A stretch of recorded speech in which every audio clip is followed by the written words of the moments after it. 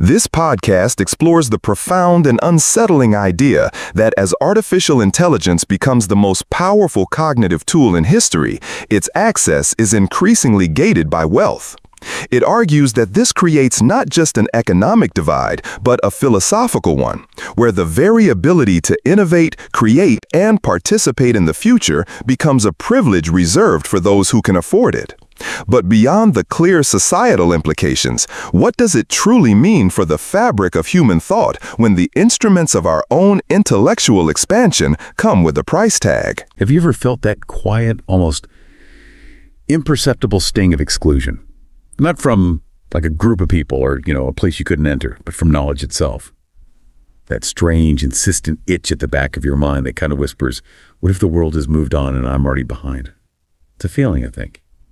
Well, I think many of us have experienced, especially now with how fast everything's changing. It starts subtly, doesn't it? You catch snippets of conversation, read headlines about these incredible advancements, algorithms predicting our moods, like scarily accurately. Machines composing symphonies that genuinely move you, AI companions that seem to mirror our thoughts, maybe even before we fully articulate them. There's this undeniable pull, right? This surge of curiosity, this magnetic desire to participate in this new frontier of intelligence. And then, almost like a whisper in the digital wind, you hear the unspoken truth. Soft, maybe, but unwavering. Without money, this dazzling universe of artificial intelligence is largely beyond your reach. And that's not just a simple statement about economics, is it? It carries so much more weight, so many layers of implication.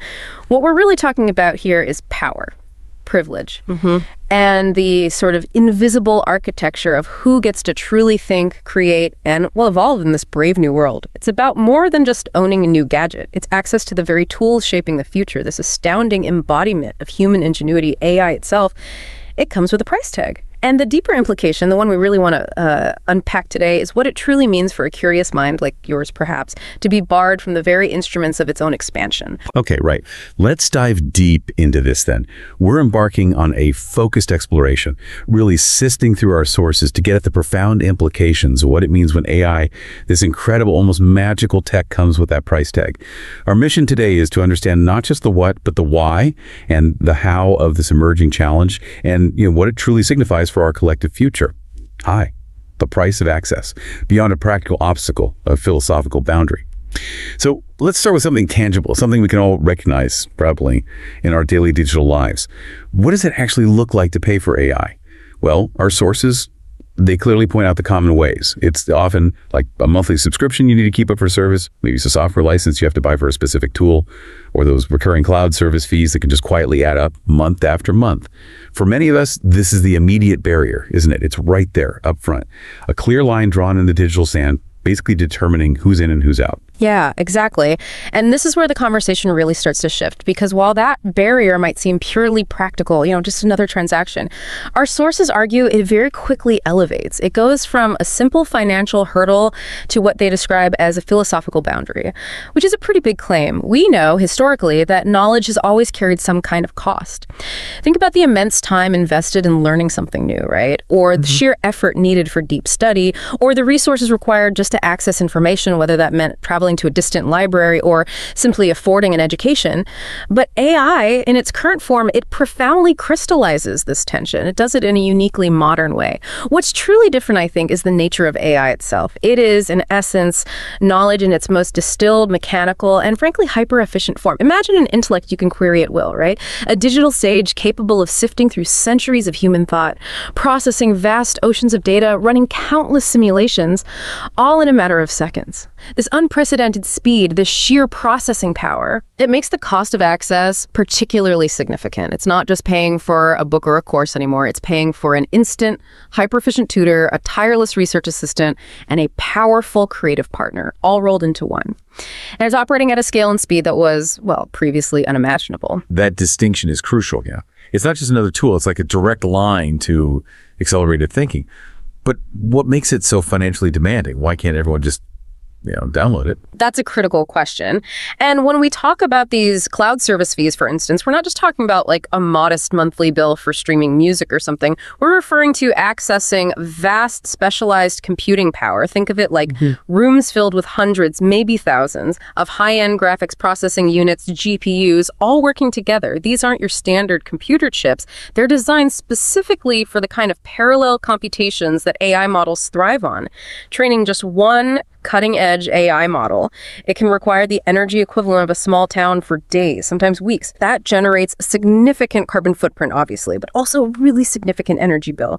And then even after it's trained, just running those models for complex tasks like analyzing medical images or predicting climate patterns or generating sophisticated creative content, that incurs continuous heavy operational costs. So the price tag isn't arbitrary. It reflects a very real, very capital-intensive investment in infrastructure, specialized hardware, and just raw energy. Which means that for individuals or small teams or even, smaller academic institutions, these costs often present a barrier that's just insurmountable. So the infrastructure itself, the actual bedrock of modern AI, is inherently expensive to build and maintain. Okay, that makes perfect sense when you put it like that. And when you look back through history, as you mentioned, access to knowledge has often been a privilege, hasn't it? Not really a right. Precisely. Let's just ground this in history for a second. Consider the ancient libraries of Alexandria, those vast repositories of human wisdom. Or the scriptoriums in the monasteries of medieval Europe, where knowledge was painstakingly copied by hand, each manuscript a treasure, incredibly valuable. Even the secret scrolls of the East, guarded by various lineages or societies, they held immense power. In all these historical contexts, access to knowledge was fundamentally a privilege, very often guarded by wealth or by one's social position, or sometimes by the simple yet profound barrier of literacy itself. If you couldn't read, if you weren't part of the elite, that knowledge was essentially a closed door. Sometimes literally, sometimes figuratively. Today, the gatekeepers have definitely changed. They're no longer librarians guarding scrolls or monks hunched over parchment. They're, often large corporations, venture capitalists, and the subscription models they design. But the principle, our sources argue, remains strikingly the same.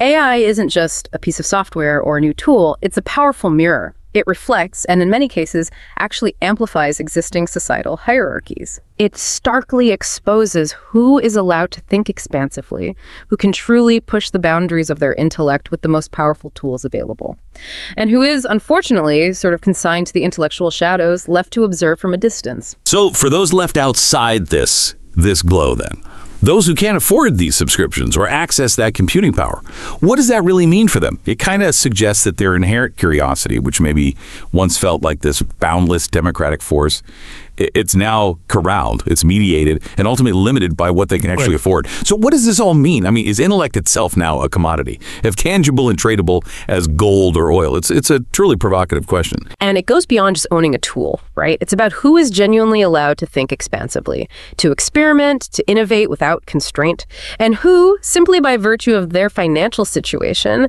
is left to merely observe, to, hypothesize on paper, but never truly bring their ideas to life. Think of a brilliant young computer scientist in a developing nation. They might have a revolutionary idea for an AI application to solve a local problem, say optimizing crop yields or diagnosing a regional disease. But without access to the computational resources or the proprietary models needed to train and test it, their innovation remains trapped. In theory, it just sits there. Meanwhile, a well-funded team in, say, Silicon Valley, with access to petabytes of data and thousands of GPUs, can rapidly prototype and deploy very similar ideas. This isn't just about personal wealth, it's about the very landscape of global intellectual development. It determines who gets to actively participate in shaping the future and who is essentially just a spectator. 2, the illusion of universality. When democratization collides with commerce... There's a narrative that's incredibly seductive, isn't there? It's this widespread belief that technology, almost by its very nature, is inherently democratizing. We often hear it said, and maybe we even tell ourselves sometimes, that AI is the new literacy. It gets championed as the universal tool, this powerful equalizer that can level global opportunity and open doors for everyone, everywhere. It sounds fantastic, a truly inspiring vision. And it is a comforting thought, a very comforting illusion maybe. But our sources suggest the reality is far more nuanced, more subtle, and in some ways maybe more insidious. While this universality is certainly proclaimed, from the rooftops, the actual access is often deeply conditional. The possibility of universal access is theoretically present, yes, but often only if one has the requisite financial means to unlock it. It creates this profound paradox where the grand promise of widespread access is constantly bumping up against the very real, very present need to pay. It's a fundamental tension between aspiration and, well, economic reality. Let's try and make this concrete with a couple of scenarios. Ask yourself, truly, can a brilliant mind full of potential genuinely explore the frontiers of AI? Can they experiment with its capabilities, push its boundaries, without bearing the often significant financial burden? The cost of computational resources, proprietary model access. Imagine a small team of epidemiologists in a low-income country. They identify a novel pathogen, something that could be the next global health crisis. Now, without the financial bandwidth to run complex AI simulations, maybe for drug interaction analysis or protein folding, the kind of computations that can cost tens of thousands of dollars per hour on cloud GPUs. Their groundbreaking observation might just languish, unverified. Their insights confined to academic papers, maybe, instead of leading to a solution. Wow. That's a powerful and pretty alarming image. So while they might have the intellectual spark, they just lack the tools to actually ignite the solution. Exactly. Now contrast that with a well-funded pharmaceutical giant. Equipped with a comprehensive suite of AI tools, they could rapidly prototype and test hundreds, maybe thousands of potential compounds in a fraction of the time, potentially monopolizing the solution even. This isn't just about speed, it's about who gets to build the future, who gets to solve the critical problems, not just theorize about them, or consider a young, eager researcher in a low-income country again. Can they experiment freely with the latest large language models, test their groundbreaking hypotheses, iterate on their ideas? Or are their insightful theories destined to remain confined to paper? Their sophisticated models merely theoretical constructs, while richer institutions, just because they have deeper pockets, are able to breathe life into those same algorithms, developing them, refining them, ultimately deploying them, all because they can afford the access. The contrast is stark, isn't it? The grand, inspiring promise of democratized intelligence, of a level playing field for every mind. It collides head-on with the stark, unyielding architecture of commerce. It's a fundamental tension between what we hope technology will be a universal enabler and what its current economic model dictates, which is, frankly, a stratified advantage. Right. And this is where it gets really interesting and maybe, a little heartbreaking. AI, which we've celebrated for its potential to accelerate understanding, to break down barriers of cognition, connect us to knowledge in these unprecedented ways. It simultaneously enforces inequality. It acts as an amplifier, doesn't it? Widening the gaps that already exist between those who can pay for access and those who simply cannot. It creates this almost dizzying speed differential in intellectual advancement. Some minds are turbocharged, essentially, while others are left navigating with far, far fewer resources. And the implication here is profound. Money, in this context, becomes much more than just a means of access. It transforms into a determinant of intellectual agency. And what we mean by intellectual agency is simply your capacity to act on your intelligence, to realize your ideas, to turn thoughts into tangible outcomes using the best tools available. It dictates not just who can see the knowledge, but who can truly act on their intelligence, who gets to build, who gets to innovate, who gets to shape the future through these most powerful tools, and who is left to watch that future unfold from the sidelines, potentially with equally brilliant insights that can just never be tested or implemented. This isn't just about personal wealth either. It's about the very landscape of global intellectual development and the concentration of transformative power. 3. The ethics of exclusion. Shaping knowledge and reality itself. Okay, so this brings us to a crucial, maybe uncomfortable point, our moral compass. What responsibility, if any, comes with creating intelligence that only a fraction of humanity can actually touch? If the door to AI is firmly behind a subscription paywall, are we just supposed to assume this is an oversight, an unintended side effect of market forces? Or is it something more deliberate? Well, our sources suggest it's far more than a mere oversight. They argue quite compellingly, actually, that the architecture of exclusion is deliberate, not accidental. This isn't just a passive side effect of capitalism or some unfortunate bug in the system. It's seen as a direct reflection of the values encoded into the very creation and distribution models of these powerful AI systems. the choices made about who pays and who benefits. These are fundamentally value-laden decisions made by those who develop and control these technologies.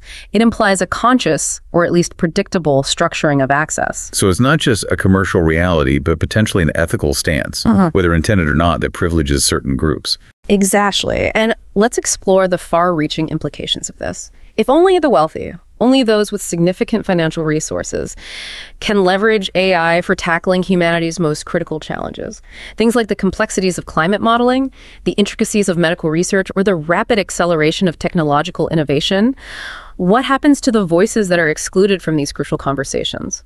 What about the brilliant minds in under-resourced communities who might have a unique perspective on climate change?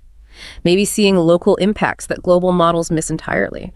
Or maybe they have a novel approach to a disease prevalent in their specific region that an elite, geographically distant research team might never even consider.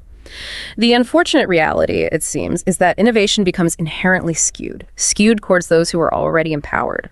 The resources, the focus, the very direction of progress tend to get channeled into areas and solutions that benefit the already privileged. This means that perspectives from the margins, those who might see the world through a radically different lens, who might propose truly transformative, radical alternatives that the empowered might never conceive of, these voices remain unheard, their potential contributions unrealized. We lose not just individual innovations, but potentially entire pathways of societal advancement. What I find particularly unsettling about this, and you touched on it earlier, is how this force that's supposed to be democratizing ends up reinforcing existing divides.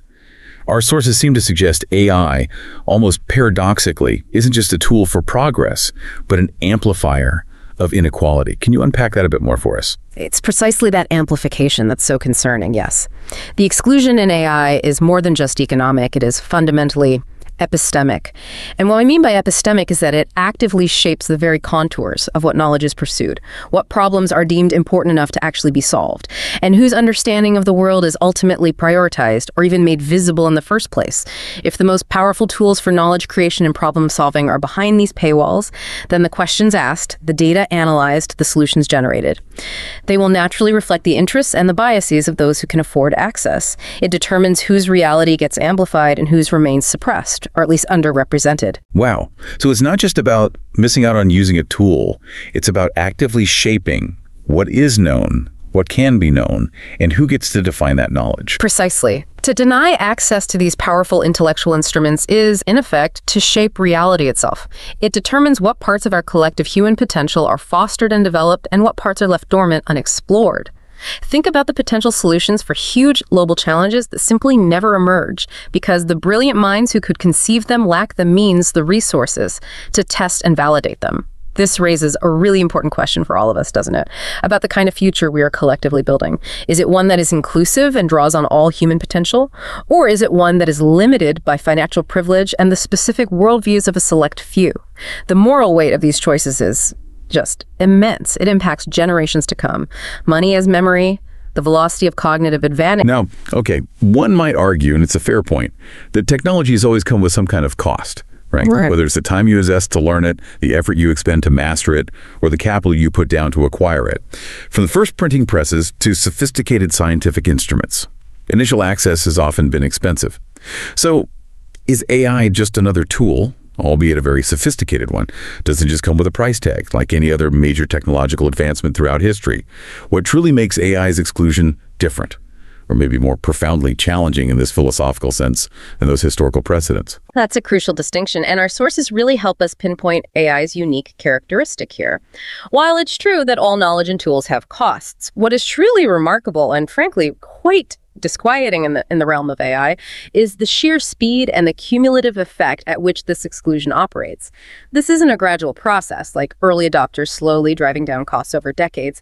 It's an acceleration. It's creating a rapidly widening gap. Let's contrast it with traditional knowledge acquisition, where once access might have required years of dedicated study, maybe an arduous apprenticeship under a master, or just meticulous time-consuming research in a physical library. Now, cutting-edge AI capability predominantly demands immediate financial bandwidth, knowledge that historically could have been earned through patience, persistence, intellectual sweat. It's now often available instantly, with unparalleled efficiency and scalability, but only to those who can immediately pay for it. The barrier isn't so much time or effort anymore as it is liquid capital available right now. This means that a person with limited funds, even with boundless curiosity and intellect, can quickly find themselves lagging behind, not just by months, but potentially by years in terms of practical application and insight generation. That's a fascinating way to put it. So it's the instantaneous and highly scalable nature of AI that really changes the game and makes the financial barrier far more impactful than with, say, learning to use a printing press centuries ago. Exactly. And this phenomenon, it transforms money into something far more profound than mere currency. Our sources describe it as effectively becoming memory. It stores not just past transactions, not just the record of previous purchases, but it also stores potential futures. Think about it. The person or the institution with money can rapidly accumulate intelligence. They can archive it, process it, leverage it at scale. They can run endless simulations, analyze vast data sets, iterate on complex models without pause. They can test hypotheses, refine algorithms, discover insights in a tiny fraction of the time it would take someone without that level of access. Consider the rapid advancements we're seeing in fields like materials science or drug discovery. A well-funded lab with access to powerful AI can simulate millions of molecular interactions in a single day. They can quickly identify promising candidates for new drugs or more efficient materials. Each simulation, each data point generated adds to their accumulated knowledge base, and it gives them an almost unassailable cumulative advantage over time. Meanwhile, those without such financial means, they often have to watch, largely powerless, as this world of rapidly accelerating ideas and innovations just speeds past them. Their potential discoveries remain stuck in the realm of theory. They aren't just missing out on current insights, they are losing the chance to build that foundation for future insights. It compounds. So in this very critical sense, financial capacity becomes almost inseparable from cognitive agency. Your ability to think, to explore, to create with these advanced tools is directly tied to your economic standing. Money, in this context, acts as both the thing that unlocks vast intellectual resources and the gate that keeps others out. It's a powerful, almost alchemical transformation of capital into cognitive power, and it fundamentally alters the playing field of human progress. That's an incredibly thought-provoking idea. The notion that money doesn't just buy access, but buys time and cumulative knowledge that then accelerates further learning. Is this rapid evolution of access simply a natural progression, an unavoidable consequence of advanced technology? Or is it a subtle, perhaps even insidious distortion of fundamental human values? If intelligence itself, or at least the most potent instruments for expanding it, can be bought and sold like this, do we risk reducing the very pursuit of knowledge to just a transactional exercise? One measured primarily in dollars and cents rather than in genuine wonder or curiosity or the pure joy of discovery. It truly forces us to reconsider what we value in human intellect. V, the paradox of abundance and scarcity, the digital Prometheus. And this leads us right into another intriguing paradox, doesn't it? One that our sources highlight beautifully. AI is often described as abundant, infinitely scalable, capable of serving millions, even billions, simultaneously without diminishing its core utility. It's a technology that in theory can be copied and distributed endlessly. Yet paradoxically, this very abundance coexists with a stark and undeniable scarcity. How? How do we reconcile that? It's a fascinating and crucial contradiction, absolutely. To really deepen the analysis, we need to clarify what is truly abundant and what is truly scarce in this AI landscape. Knowledge itself, in this digital age, is arguably more abundant than ever before. The algorithms, the massive data sets used for training, the sophisticated models themselves, in theory, they exist or could exist for all of humanity. The raw intellectual material, the sort of digital fire, is there for the taking, theoretically limitless. Okay, so the ideas and the raw potential are boundless. Precisely. The true scarcity, our sources pinpoint, lies not in the knowledge itself, but precisely in access to its activation and its application. It's about who can call that knowledge forth, who can activate those algorithms, who can command those models to do their bidding, and, crucially, who can sustain that command over time. The intellectual commons might be overflowing, but the gates to actually enter it and harness its power are tightly controlled by financial barriers and proprietary systems. It's like the difference between having a blueprint for a magnificent engine and actually being able to afford the fuel to run it and drive it somewhere useful. Our sources draw a really powerful mythological analogy here, one that resonates deeply with this paradox. It's reminiscent of those ancient myths, particularly the story of Prometheus. The gods, in their wisdom, or maybe their capriciousness, they granted Prometheus fire this magnificent transformative gift for humanity, abundant in its power. But they deliberately withheld the means of control, the knowledge of how to manage its power safely and effectively. They taught mortals, often through really harsh consequences, about the dangers and responsibilities of unbridled ambition and uncontrolled access. Okay. So AI is our modern-day digital fire, full of potential, but with significant strings attached to its control and use. Absolutely.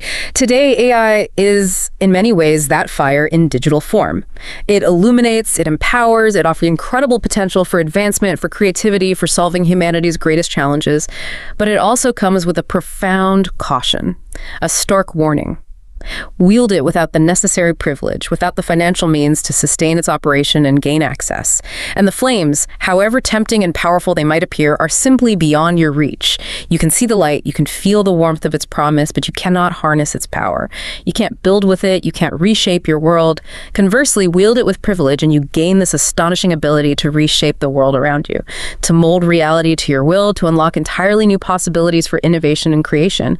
It's a stark divide between observation and active, transformative participation. So what does this all mean for us then as a society? How will humanity reconcile this profound tension between the limitless potential that AI offers and the very limited access to that potential for the majority of people? It feels like a massive societal challenge, one that touches on our core values, our sense of fairness, and ultimately our collective future. What kind of world are we actually building if we allow this paradox to deepen? Indeed. And this raises an important, even urgent question about our collective future, doesn't it? Will we passively accept the quiet injustice of this exclusion? Will we allow the intellectual divide to deepen and widen, creating a world of AI haves and have-nots? Or will we actively seek and forge new pathways, find innovative solutions that truly democratize intellect itself, ensuring that this digital fire is not just for a select few, but genuinely benefits all of humanity? The choices we make now, the policies we advocate for, the innovations we foster, they will define generations to come. It really challenges us to look beyond immediate profit and consider the long-term societal impact of who gets to participate in this technological revolution. 6, beyond the transaction, igniting new forms of creativity. Confronting these truths. It raises some incredibly uncomfortable questions, doesn't it? If AI, this unparalleled engine of intelligence, is accessible only to those who can pay its toll, what does that truly imply about the very future of human thought? Will creativity, which we've always seen as the boundless province of curiosity and imagination, will it slowly devolve into just an exercise in purchasing power? Will innovation itself become stratified, a privilege enjoyed by a wealthy few rather than a shared journey for all humanity? These are not easy questions to sit with, are they? And they challenge some of our most deeply held beliefs about progress and human potential. And yet, within this very tension, our sources suggest, lies a profound possibility. While the critique is necessary, absolutely essential, in fact, we must also try and shift our perspective. Shift from pure analysis of the problem to envisioning potential solutions and pathways forward. And the most hopeful perspective here is that mere awareness of this inequity, this understanding of conditional access, that awareness is actually the very first step toward transformation. Yeah. You simply can't fix a problem you don't acknowledge, right? So shining a light on this invisible wall is in itself an act of empowerment. Okay, so the realization of the problem itself becomes a catalyst for change. That makes sense. Absolutely. The recognition that access is conditional, that these powerful tools are not universally available, it actually opens up a vast space for imagination. It compels us to think differently, to innovate not just with the tools, but about the access to the tools themselves. This limitation can, paradoxically, spur incredible ingenuity. It might lead to the emergence of truly community-led models for AI development and access, where resources are pooled and shared, maybe via decentralized networks or open research collaborations. Imagine groups of independent researchers, artists, or problem solvers dotted around the globe, collaborating on open source AI projects, pooling their collective intellect and their shared, albeit perhaps limited, computational resources to achieve what no single individual could afford on their own. We're already seeing nascent movements in this direction, you know? Projects like Hugging Face, for instance, they champion open source AI, providing access to models and datasets that would otherwise be proprietary, locked away. There are initiatives focusing on AI for good in developing nations, where academics and NGOs work together to build specialized, maybe lightweight AI solutions for very local challenges, often running on less intensive hardware or leveraging publicly funded cloud resources. These aren't always the grand, commercially polished products you see advertised, but they represent a powerful alternative. Now, they highlight unique challenges too, of course, sustainability, funding without a clear profit motive. But they also show immense successes in democratizing knowledge and agency. They demonstrate how new alliances can be forged and how collaborative intelligence can potentially bridge these gaps, building what one might call a digital commons for AI. That's a powerful vision, actually. So perhaps the very act of naming this limitation, of shining a light on this invisible wall, carries within it the seed of transcendence. By understanding the problem, we empower ourselves to look for and actively create the solutions. It reframes the challenge not as just an insurmountable barrier, but as a design problem for humanity to solve. Exactly. There's a quiet, almost imperceptible beauty in this paradox if you look closely enough. The very exclusion that confines, that sets boundaries. It also ignites a powerful human desire, the desire to overcome, to connect, to innovate. The inaccessibility of advanced proprietary AI may not just be a barrier, it may actually compel entirely new forms of creativity, forcing us to invent novel approaches and solutions that aren't tied to the dominant commercial models. It could foster new alliances among those who share this limitation, leading to new understandings of what intelligence and innovation truly mean beyond just transactional limits. In this remarkable way, money, while undeniably a barrier, also becomes a mirror, reflecting both the inherent fragility and the enduring resilience of human curiosity.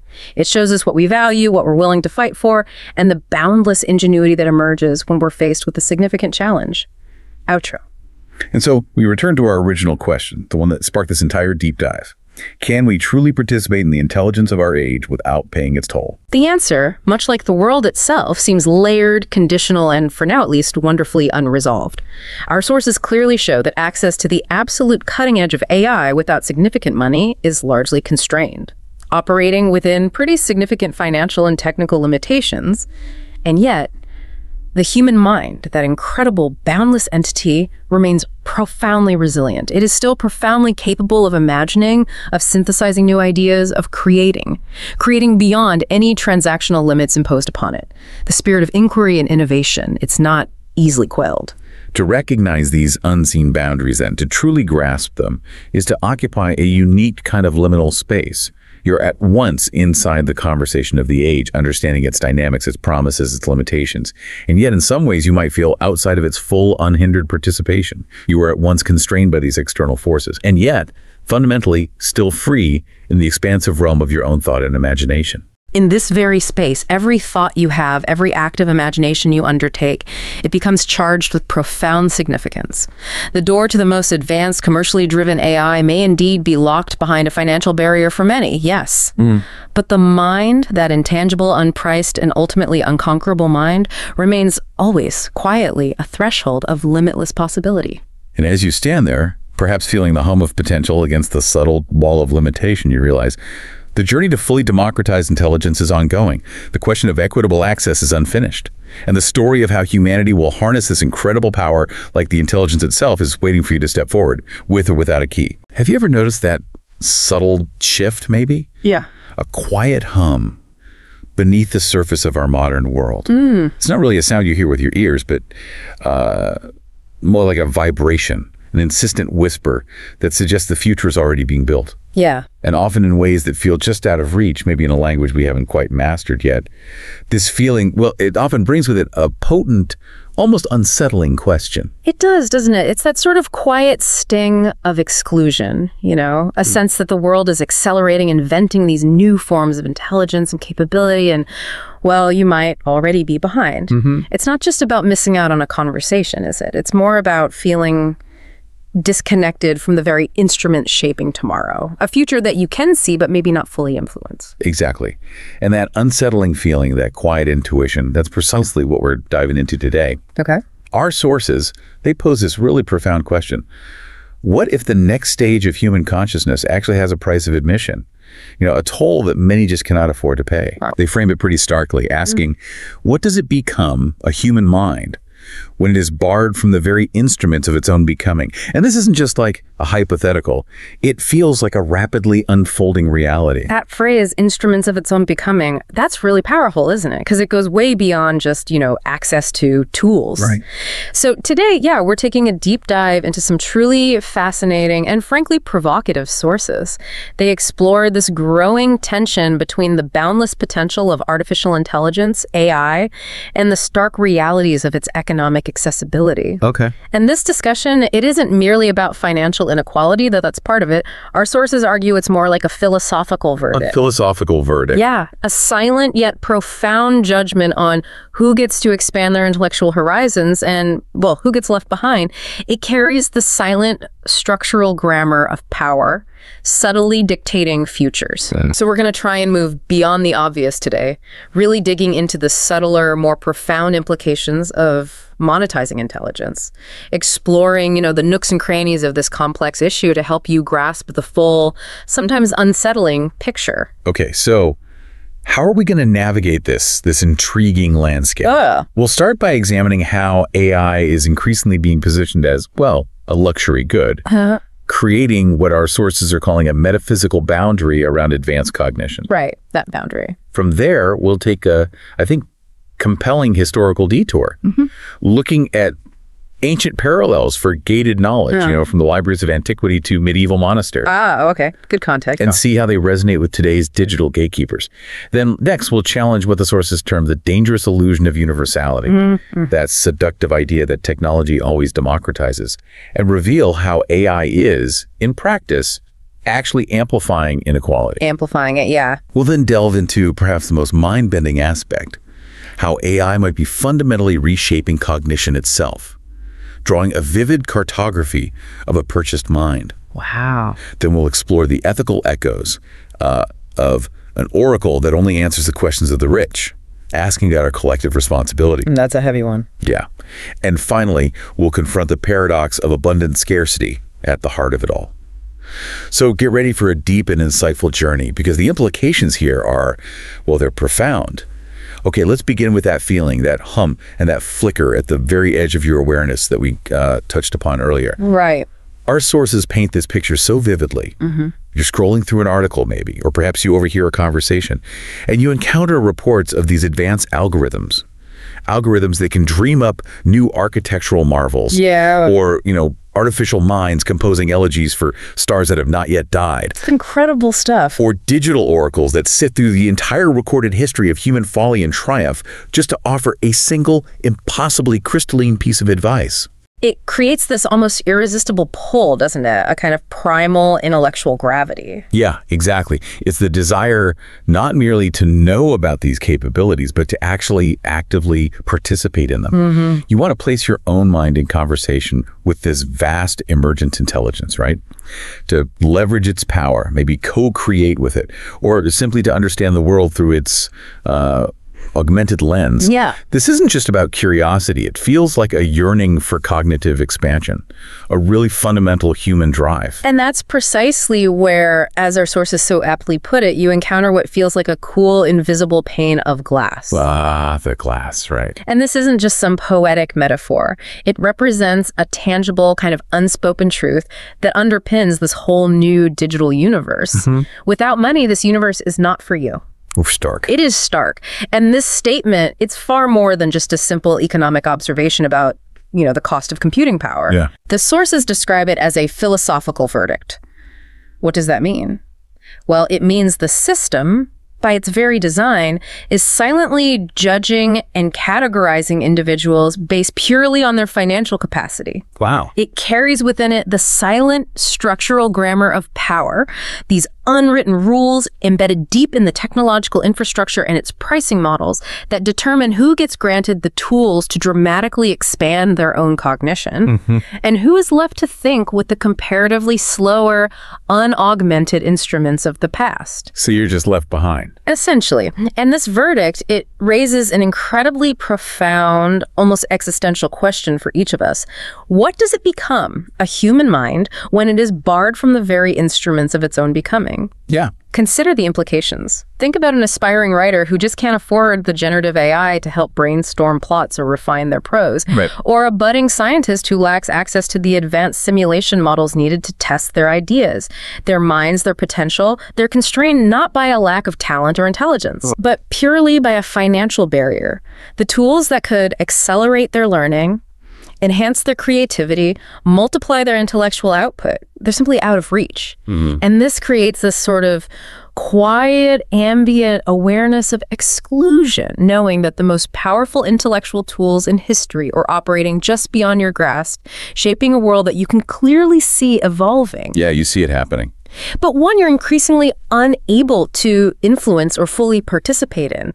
This isn't just about missing out on a product, it's about being denied a pathway to a whole different mode of thinking, a different way of engaging with knowledge and creativity. It cuts deeper. So, okay, if this invisible pane of glass feels like a uniquely modern barrier, it's probably worth asking. Has knowledge always been gated like this? Good question. And what can history tell us about this new cathedral of cognition we're discussing? Our sources, well, they draw some incredibly powerful historical parallels. They remind us that knowledge in various forms has pretty much always been a gated territory. Yeah, that's true. Think back to, say, the firelit halls of Alexandria's library. Legendary, right? A beacon of ancient learning. Absolutely. But access there wasn't universal. Not at all. It was often guarded by the privilege of citizenship, or the patronage of emperors, or just the sheer rarity and expense of the written word back then. Right, scrolls weren't cheap. Exactly. Only a select few could actually enter, read, and interpret the scrolls within. Or fast forward to the stone scriptoriums of medieval monasteries. Knowledge was meticulously copied and preserved there, but it was cloistered behind vows of devotion, formidable walls, and crucially, the profound barrier of literacy itself. Yeah, most people couldn't read. For the vast majority, the world's wisdom remained locked away, accessible only through the interpretations of a learned clergy. In those eras, knowledge was almost like a sacred text. Right. And those who could read and interpret it, they formed a kind of priesthood, didn't they?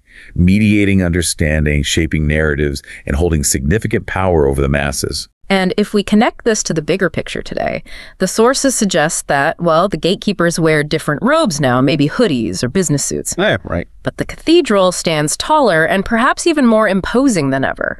It's not built of stone and mortar this time, but of silicon and light, a cathedral of pure logic, of vast data streams, and incredibly complex algorithms. Its immense server farms, often hidden away in remote locations, they hum with this quiet reverence, almost like 1,000 chanting monks tirelessly processing information. Yeah. And its algorithms, they're the new sacred texts, holding within them the patterns of our world, the simulations of our future, and the aggregated knowledge of all humanity. This analogy, it really captures the awe, almost religious devotion many feel towards this new intelligence. It does. But it also starkly highlights the inherent exclusivity built right into its architecture. So how do you enter this modern cathedral to ask a question of this new oracle, as they put it, to really engage with its power? Yeah. The sources tell us it requires no pilgrimage, no test of faith, but a simple recurring offering. What is it?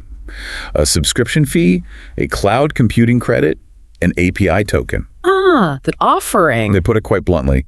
The coin has replaced the prayer. Now, we're often told this is, merely commerce, just the mundane engine of innovation, the natural cost of doing business in a high-tech world. Right, that's the standard line. But the sources really challenge this. They suggest it feels like something more, like a fundamental shift in our relationship with knowledge itself. And this is where the implications really start to sharpen, I think. The sources immediately put this into perspective with these concrete, tangible examples that show the deeper cost. Like what? Well, when a brilliant but, say, under-resourced student in a developing nation cannot afford the expensive cloud compute credits needed to run the complex simulations that could test her groundbreaking hypothesis. Is that just business? Doesn't feel like it. Is it simply a market inefficiency?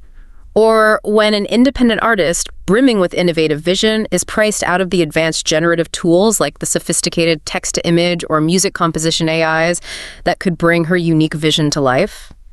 Is that simply a market correction? Yeah. That feels wrong. It raises this incredibly important question, doesn't it? Is this the modern equivalent of chaining the most powerful books to the lectern, ensuring that only a chosen few can ever truly turn their pages, read their wisdom, and act upon their insights? It feels like it could be. It forces us to consider if intellect itself, the very capacity to think and create at a higher level, is now a commodity. Its value measured not in the depth of insight or the brilliance of an idea, but purely in bandwidth and the capacity to pay. Which brings us to a crucial point you touched on, the subtle yet profoundly impactful nature of this exclusion. The architecture of this new digital cathedral, they point out, is designed to feel open. Its glass walls promising a view to all, enticing us with this possibility of limitless knowledge and power. But a window, as the sources starkly remind us, is not a door. Right. You can look, but you can't touch. Exactly.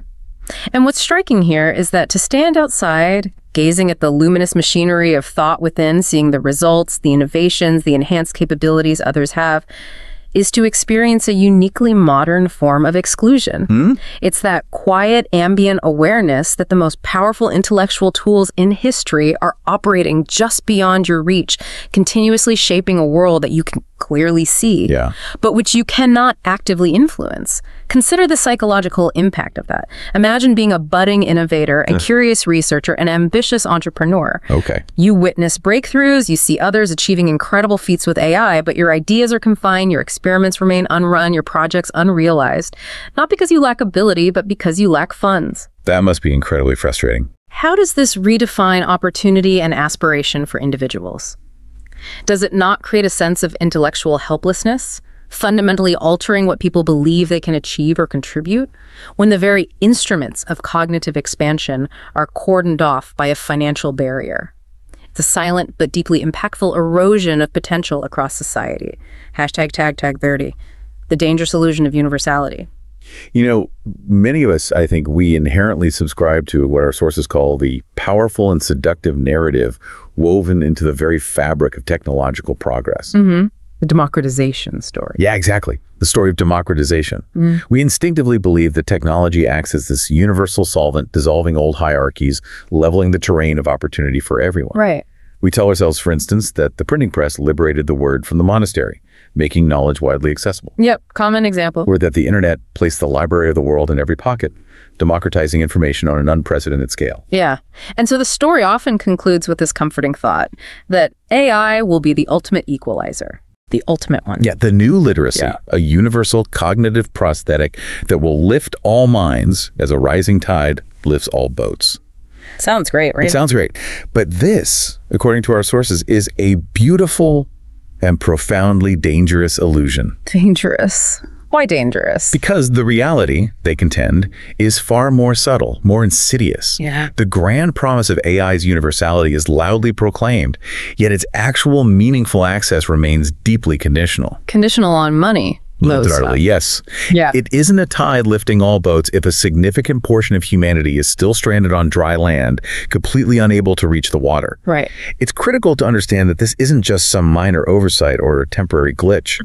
It fundamentally undermines the very narrative of progress, of broad-based empowerment that we've come to associate with technological advancement.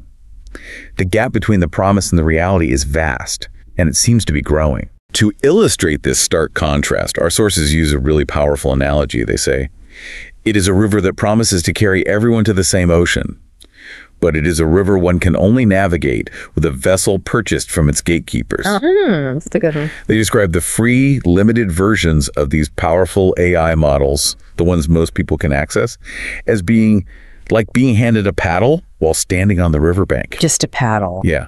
You can touch the water, feel its current, but you cannot journey with it.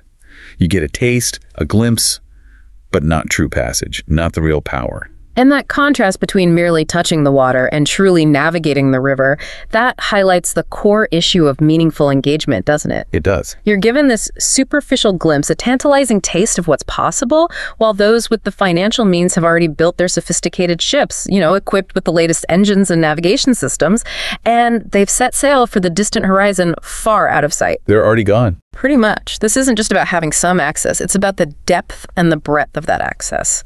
Does it enable genuine exploration, experimentation, innovation? Right. Ask yourself, can a mind truly explore the frontiers of AI, conduct rigorous experiments, build complex applications, innovate groundbreaking solutions without bearing the full financial burden? The burden of advanced computational power, specialized models, ongoing subscription fees? Seems unlikely. The sources suggest the answer increasingly points to a stark and growing imbalance. Think about a young researcher in a low-income country.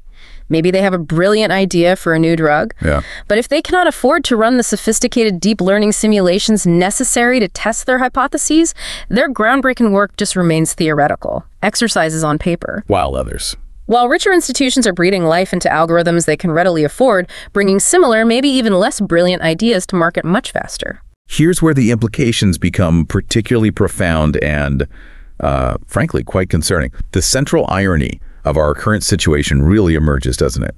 AI, a tool designed in principle to accelerate human understanding, collapse the barriers of cognition, unlock unprecedented potential, is in practice becoming a primary engine for the amplification of inequality. Amplification is the key word, and it's critical to understand how it amplifies inequality. It doesn't merely reflect the existing gap between the privileged and the marginalized. It makes it worse. It actively widens it, carving a deeper and more permanent chasm, almost like a geological fault line running through society. Wow. Our sources give these concrete, almost chilling examples of this amplification. Consider the student who can afford to consult an AI tutor powered by advanced large language models for every difficult concept. They get instant, personalized explanations, practice problems, feedback. They will inevitably learn faster and more thoroughly than their peers without that access. Makes sense. Or think about a small company versus a large one.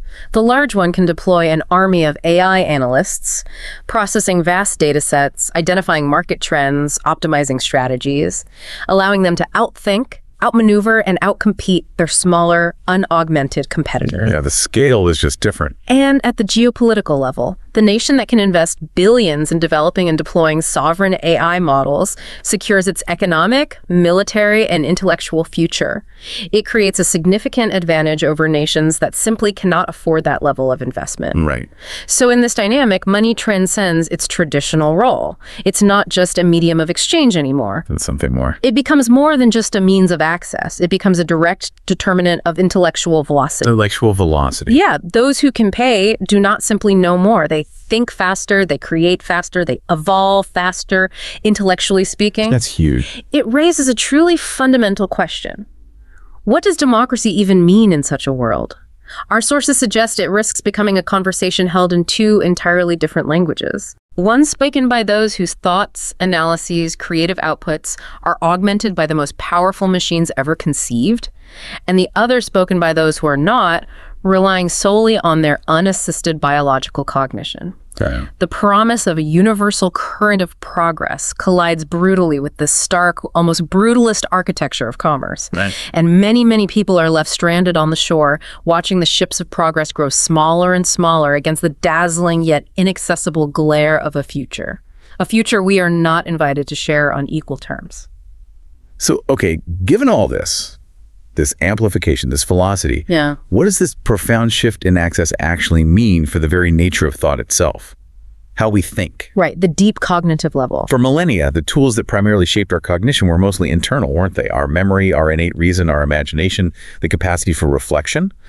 Then humanity developed these crucial external tools, like spoken language itself, then the profound invention of writing and the intricate systems of mathematics. Foundational tools. Yeah, exactly. And each of these, our sources highlight, fundamentally rewired our cognitive architecture. They changed not just what we could think, but how we think, how we perceive the world, how we interact with it. And if we connect this to the bigger picture now, AI is undeniably presented as the next great tool in this lineage, a cognitive instrument of unimaginable power, perhaps the most significant in human history. That's a big claim. It is. And this takes us past the question of mere access to software or data and truly into the very nature of thought itself. What is a mind at its core? Isn't it a complex process of connection making, of sophisticated pattern recognition, creative synthesis, hypothesis generation, problem solving? All of that, yeah. So if this fundamental process is now augmented, enhanced, or even partially performed by a machine, and that machine is gated by financial access, The implications for human potential, even human identity, are staggering. It's just a split. It suggests a divergence at the most fundamental level of intellectual engagement. Okay, to help us grasp this profound difference, the sources introduce this powerful, very vivid analogy. They describe the mind as a landscape, a vast territory of potential and discovery. Okay, I like that. A landscape. For most of history, they say, we explored this cognitive landscape on foot. We learned its winding paths through trial and error, through slow, painstaking effort, through years of study and reflection. A deep original thought was a long, arduous journey. Makes sense. But now they continue. For a monthly fee, a subscription to an advanced AI, you can be given a key to a machine, a cartographer's engine, they call it. A map maker for the mind. Exactly. An engine that can map your entire inner landscape in an instant. This machine, powered by billions of parameters and vast data sets, can show you connections between ideas you never knew existed. It can reveal optimal pathways between disparate concepts, and it can chart the shortest, most efficient route to a creative breakthrough or a complex solution. And this is precisely where the profound difference in how one thinks emerges. It's not just what you know, but the process. The person with this key, with this AI-augmented cartographer, they don't just think better in some quantitative sense, they fundamentally think differently. Different like how? Their cognitive territory is no longer a wilderness to be slowly explored and painstakingly charted by them alone. It becomes a structured, optimized grid that the AI helps navigate. This isn't about being smarter in the traditional IQ sense. It's about operating with an entirely different cognitive operating system. Wow. This is the subtle yet deeply profound implication of monetizing intelligence. It's not just selling a product, it's selling a new way of being and thinking. A fundamentally different approach to cognition. Can you give an example of that? Sure. To illustrate this stark schism in human cognition, consider maybe a debate or a complex problem-solving session between two equally intelligent people. Okay. One individual argues from the accumulated reserves of their own memory and intellect, slowly retrieving facts, synthesizing ideas, formulating arguments in real time, maybe struggling a bit. The normal way. The normal biological way, yes. The other, however, has an advanced AI whispering in their ear, or maybe seamlessly integrated into their workflow via a screen or something. Okay. Providing real-time data relevant to the conversation, crafting potential counter-arguments, stress testing their logic before they even speak, generating creative metaphors on the fly, offering optimal phrasing. Whoa, that's not a fair fight. This, the sources contend, is no longer a contest of ideas or raw intellect. It is a contest of tools.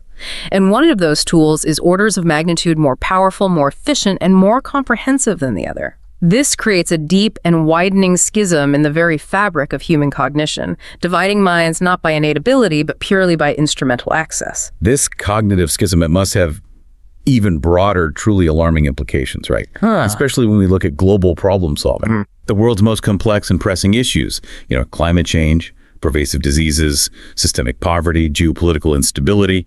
All these require a quality of thought that can hold immense, multifaceted complexity and focus all at once. Identify hidden patterns, synthesize diverse data streams. Yeah, massive challenges. And AI, our sources emphasize, provides exactly this kind of powerful, high-resolution cognitive lens, a tool capable of processing and presenting these complexities in actionable ways. Which raises an incredibly important question, doesn't it? One that really demands our urgent attention. What happens if only the privileged, the wealthy individuals, the powerful corporations, the affluent nations they command, can afford to look through this incredibly powerful cognitive lens? What does happen? Well, the sources are pretty unequivocal. If only these groups can afford to look through this lens, then the solutions that emerge will inevitably be colored, shaped, and fundamentally biased by their specific worldview, their priorities, their economic interests. So the solutions benefit them? Primarily, yes. The problems themselves will be defined in their terms. The futures imagined and engineered will be the ones that primarily secure their continued advantage and prosperity, potentially at the expense of others, or simply ignoring other needs. This is an exclusion far more profound than mere economic disadvantage. The sources call it an epistemic exclusion. Epistemic meaning about knowledge itself. Exactly. It doesn't just block access to tools. It actively shapes and controls the contours of what is considered legitimate knowledge, what is deemed a solvable problem, and whose future is ultimately deemed worth designing. Wow. We are, in essence, creating a world where the ability to think at scale, to truly grapple with global challenges, is a privilege. And the cartography of the human future, the very map of our collective destiny, will literally be drawn by those who can afford the most advanced mapping tools. It's a frightening thought, isn't it? The idea that our collective destiny might be shaped by such a limited, privileged perspective rather than by the full, diverse wisdom of all humanity. It's deeply concerning. This line of thought, it leads us directly to a really critical, ethical, and societal question, doesn't it? What is our collective responsibility when we build an oracle, this source of immense wisdom and problem-solving power that either by design or by consequence seems to only answer the questions of the rich? And to be clear, our sources suggest this isn't just some accidental outcome, is it? It's not just oops. No, not at all. Our sources are very direct, quite unsparing in their analysis here. They state, the architecture of exclusion in AI is not an accident. It is not a bug in the system or an unforeseen side effect of capitalism. It is a feature. Wow. A feature. That's a strong claim. It is a very strong claim. It suggests a deliberate design choice, or at least an accepted consequence built into the system. What evidence do they offer? Well, they argue that it's a direct reflection of the values encoded into the systems of its creation and distribution, the commercial incentives that drive its development. It's seen as the logical endpoint of a world that has learned to treat everything, even the most fundamental processes of the mind, the pathways to intellectual growth, as just another resource, something to be extracted, packaged, and ultimately sold for profit. This perspective frames the current situation not as an unfortunate byproduct of an otherwise neutral technology, but as an inherent design choice, baked into the very foundation of how AI is being brought into the world. And this inherent design choice or feature, it creates this profound echo within the system itself, doesn't it? Yes, an echo. When the most powerful instruments of innovation, these advanced AI tools, are exclusively or predominantly in the hands of the already powerful, then innovation itself becomes fundamentally skewed. It's like an echo chamber, right? The questions that get asked, the problems that get solved, they just reflect a very narrow set of interests. Precisely. It creates what the sources call a self-reinforcing loop of privilege, an intellectual feedback loop that just exacerbates existing inequalities. How does that loop work exactly? Yeah. Okay, so here's how it works, according to the sources.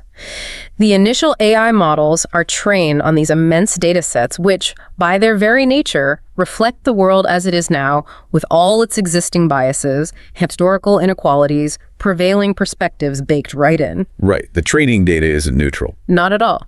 Then, crucially, these models are fine-tuned and deployed to solve problems that are profitable to solve, or that directly serve the interests of those who can afford to purchase or license them. Okay. The sources give concrete examples of this skewed innovation. An AI might be tasked with, say, optimizing global supply chains for maximum efficiency, driving down costs for corporations, boosting profits, good for them. But it might not be tasked with designing a system for equitable food distribution to underserved communities because there's less immediate, obvious profit in that endeavor. Right. Less market incentive. Exactly. An AI might develop incredibly novel, complex financial instruments that generate immense wealth for a select few, but it might not be used to model a universal basic income or design solutions for systemic poverty because those applications don't directly align with the profit motives driving its development and funding. So the tools follow the money. Essentially, yes. The very questions we ask of our new oracles, the problems we assign them to solve, are determined largely by who has the standing and, crucially, who has the capital to ask them. And the consequences of this, they extend far beyond just economic injustice or the skewed innovation pipeline. Right. There's something much larger at stake here. Absolutely. Our sources call this more than an economic injustice. It is a profound threat to our collective intelligence as a species. Wow. How so? Think about it.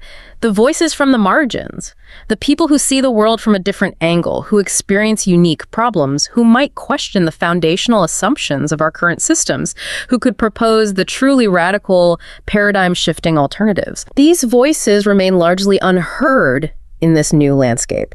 They are not unheard because their ideas lack merit or their perspectives lack wisdom, but simply because they lack the capital to amplify those ideas. They can't afford to develop those alternatives using AI or even articulate them effectively through the new machinery of thought.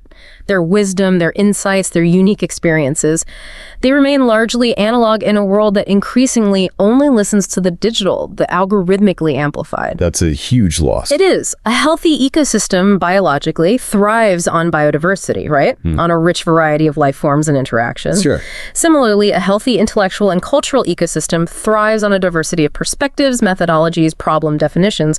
By creating an exclusive priesthood for this new intelligence, by gating access to the tools that enhance and accelerate thought, we are effectively, well, the sources say, clear-cutting the forest of human thought. Clear-cutting, harsh image. It is. We risk replacing that vibrant, diverse intellectual ecosystem with a monoculture of optimized, monetized, and ultimately, our sources argue, potentially sterile ideas. Ideas that reinforce the status quo rather than challenge it in fundamental ways. The sterile. Yeah.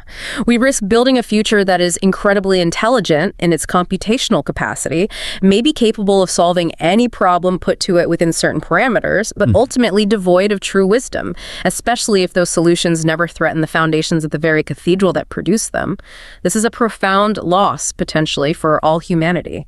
Okay, this brings us to perhaps the most haunting and maybe the most truly paradoxical aspect of this new reality we're describing, the fundamental contradiction that seems to lie right at its heart. Yes, the central paradox. If we connect this to the bigger picture, AI is, in its intrinsic digital nature, a technology of infinite abundance. Infinite abundance. How? Well, think about it. An algorithm, once it's developed, can, in theory, be copied infinitely, at virtually no additional cost. Right, it's just code. It's just code.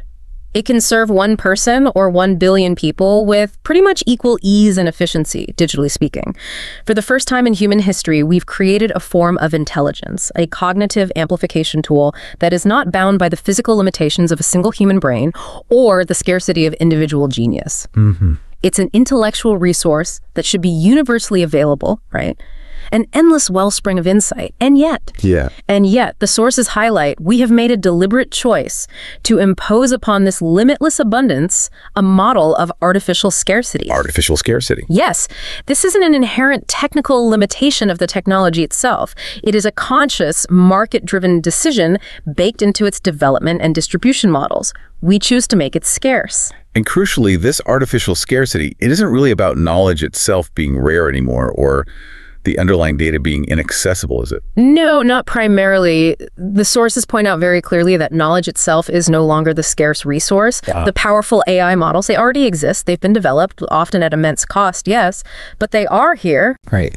The vast amounts of training data, for the most part, have been scraped and aggregated from the public commons of the internet, from our collective poems, our shared conversations, our myriad forms of art, our scientific papers, our historical records. The raw material is largely ours, collectively. So the knowledge is out there. The knowledge is out there. No, the true scarcity, they argue, lies purely in the right to access. It's the key to call the ghost from the machine, the permission slip required to tap into this boundless resource. That's what's being restricted. It feels wrong. It is a paradox so striking that our sources liken it to a myth, something that would be familiar to the storytellers of the ancient world. Which a myth? It is the story of Tantalus, cursed to stand in a pool of fresh water he could not drink, beneath a fruit-laden tree whose branches he could never reach. Ah, Tantalus. Right. Forever tormented by things just out of reach. Exactly. The abundance is all around us, a shimmering mirage of cognitive potential, an intellectual feast laid out, theoretically, for all humanity. Yet, because of these deliberate artificial barriers, we are kept perpetually thirsty, perpetually hungry for it. We can see the immense power of these tools, the limitless information they can synthesize, the creativity they can unlock. But it remains just out of reach unless we pay the toll, unless we acquire the key. We are witnessing a manufactured famine of the mind in an age of unprecedented intellectual plenty. This manufactured scarcity, it must have a truly profound effect then.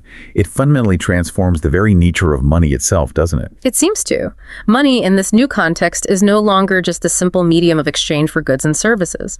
The sources argue it becomes something far more powerful, a measure of cognitive agency. Cognitive agency, the ability to think and act intellectually. Precisely. Money becomes, in effect, a form of compressed time. It allows the holder to bypass the slow, arduous biological labor of learning, of painstaking research, and instead acquire highly synthesized knowledge, creative solutions, complex analyses almost instantly. It becomes a form of external memory, a vast external hard drive for the mind, storing not just past financial transactions, but future intellectual possibilities and capabilities. Wow. Money as memory, as potential. And this is where the profound implication for the future of humanity truly hits home. The person, the institution, or the nation with the significant financial capacity can now not only accumulate wealth, but also accumulate intelligence itself. Yeah. Archive it. Leverage it at a scale and speed that is simply unavailable to those without such resources. Okay. In this light, the growing gap we observe is not merely one of wealth distribution, as vast as that is. It represents something far more fundamental, a divergence in intellectual timelines, a splitting of human experience itself. A divergence in timelines. Humanity, our sources suggest, begins to almost cleave into two distinct streams. One stream is accelerating rapidly into a future of machine-augmented thought, continually upgrading its cognitive capabilities, expanding its intellectual horizons exponentially fast. And the other stream. The other stream, however, remains largely on a linear biological trajectory, bound by the natural, slower pace of human learning and the limitations of unassisted cognition. And as the distance between these two streams grows, as the cognitive tools of the privileged become ever more sophisticated, generation after generation, do we not risk becoming, in essence, two different species? Species, that's extreme. It's provocative, certainly, but defined not by our biology or our genetics this time, but purely by our access to the most powerful tools of the mind.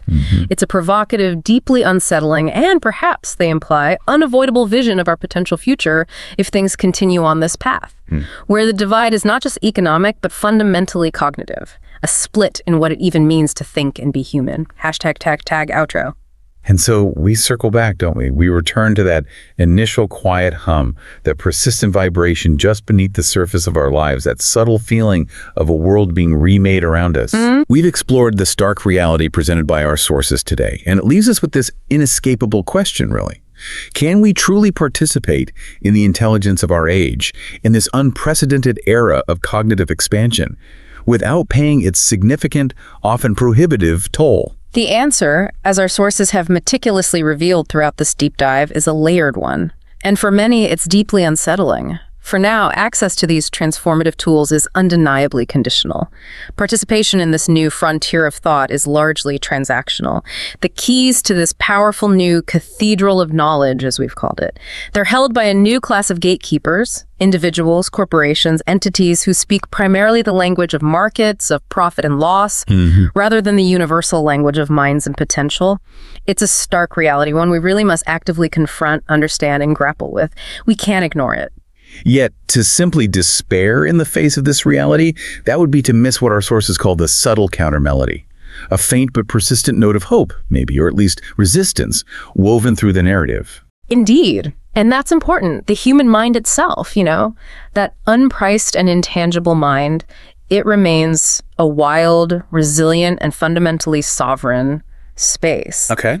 The very act of recognizing the existence of this wall, this invisible pane of glass we talked about, that is itself a powerful form of freedom. Just knowing it's there. Just knowing it's there. It is to understand the game being played, to see the intricate architecture of the cathedral and its gates, and crucially, to refuse its silent terms of surrender. In this liminal space, at once outside the gates, but fully aware of the luminous world within, every moment of quiet contemplation, every book read with intention, every deep human conversation, every act of critical thought becomes, in a way, an act of defiance. Interesting. It becomes a powerful reclamation of the cognitive commons, an assertion of intellectual sovereignty against the tide of monetization. And perhaps, just perhaps, the very inaccessibility of these advanced machines will paradoxically force us, maybe, to cultivate a deeper, more resilient, and perhaps more profoundly human form of intelligence. What's truly compelling here is exactly that potential, the potential for new paradigms to emerge directly from this challenge. Perhaps in the shadows of the cathedral outside its imposing walls, new alliances will be formed. New kinds of knowledge, shared knowledge that is fiercely open source, community-led, collaborative, and deliberately independent of financial gates. So resistance breeds alternatives. Perhaps. The exclusion that confines also, in a strange way, clarifies the true value of what's being withheld. The barrier that obstructs also illuminates the paths around it, showing us alternative routes to collective intelligence and shared enlightenment. The challenge of the locked door might just be the catalyst for entirely new forms of innovation and collaboration, ones that fundamentally prioritize inclusion, equity, and human flourishing over pure profit and exclusivity. So you stand there now listening to this, right on that very threshold. You can feel the powerful pull of the Oracle's promise, that whisper of augmented thought, and simultaneously the cold, hard reality of its lock. The journey to understand and shape this future, well, it's not over. The question of who gets to think and how they get to think remains profoundly unfinished. It's up for grabs, maybe. And maybe that's the final thought.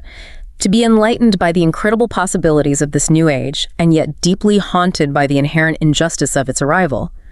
That is perhaps what it means to be truly and consciently awake in our time. Yeah. The door to the existing cathedral of AI is close to many, but it is not sealed forever. And that persistent hum of the machine, though sometimes exclusionary, is also a constant reminder of what lies beyond, a future waiting for someone, perhaps with or without a traditional key, to find an entirely new way in, to forge new paths towards a more inclusive, more equitable, and ultimately perhaps a wiser human intelligence. If you enjoy this video, please like, share, subscribe, and hit the bell to the later update from my channel.